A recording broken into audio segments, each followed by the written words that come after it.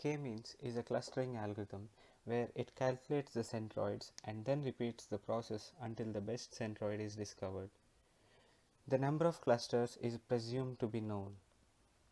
The clusters are randomly chosen in between the data points, and each data point is assigned to the nearest cluster based on the sum of squared distances. The flat clustering algorithm is another name for this algorithm. It is different from hierarchical clustering as it specifically tries to put the data into the number of clusters given. The letter K in the K-means denotes the number of clusters found from data by the approach. The data points are assigned to the clusters in this procedure in such a way that the sum of the square distances between them and the centroid is as little as feasible.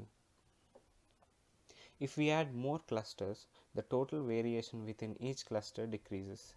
It is important to remember that less clusters diversity leads to more similar data points inside the same cluster. This clustering algorithm has its own advantages.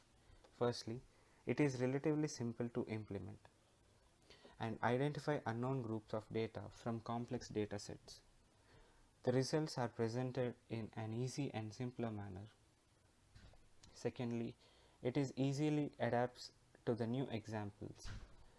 K-means algorithm can easily adjust to the changes. If there are any problems, adjusting the cluster segment will allow changes to easily occur on the algorithm. It is very much efficient. The algorithm used is good at segmenting the large dataset. Its efficiency depends on the shape of the clusters.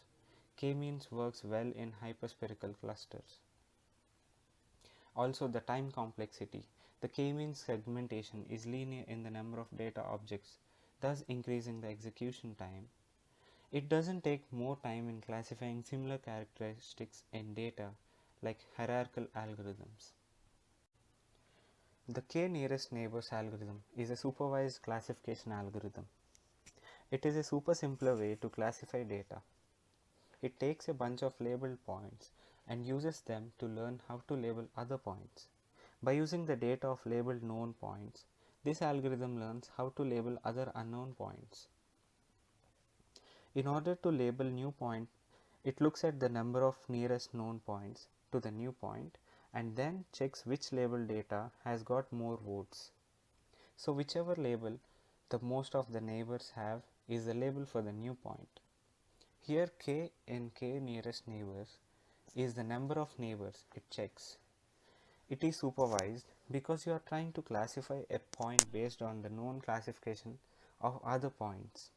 Based on the highest votes, the new point is labeled. This algorithm has its own advantages as well.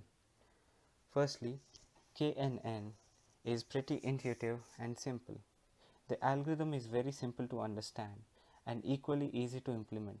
To classify the new data point, this algorithm reads through whole dataset to find out K nearest neighbors. Secondly, it has no assumptions.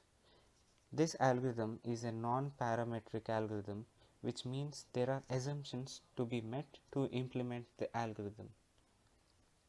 Finally, this algorithm is versatile. It constantly evolves. The classifier immediately adapts as we collect new training data. It allows algorithm to respond quickly to the changes in the input during the real-time use. The Gaussian mixture models give us more flexibility than K-means. This model is a soft probabilistic clustering that allows us to describe the membership of points to set of clusters using the mixture of Gaussian densities. This is a less restrictive assumption than saying they are circular by using the mean. That way, we have two parameters to describe the shape of the clusters, the mean and the standard deviation.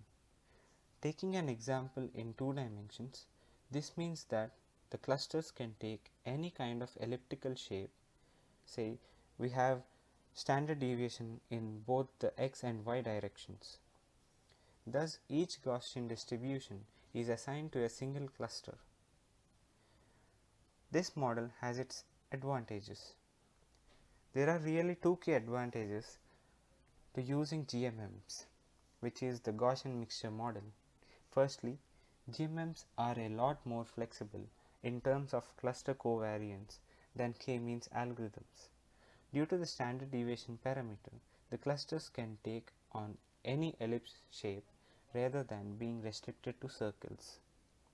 K-means is actually a special case of GMM in which each cluster's covariance along all dimensions approaches 0. Secondly, since GMMs use probabilities, they can have multiple clusters per data point. So, if a data point is in the middle of two overlapping clusters, we can simply define its class by saying it belongs to X% to class 1 and Y% to class 2. That is, GMMs support mixed memberships.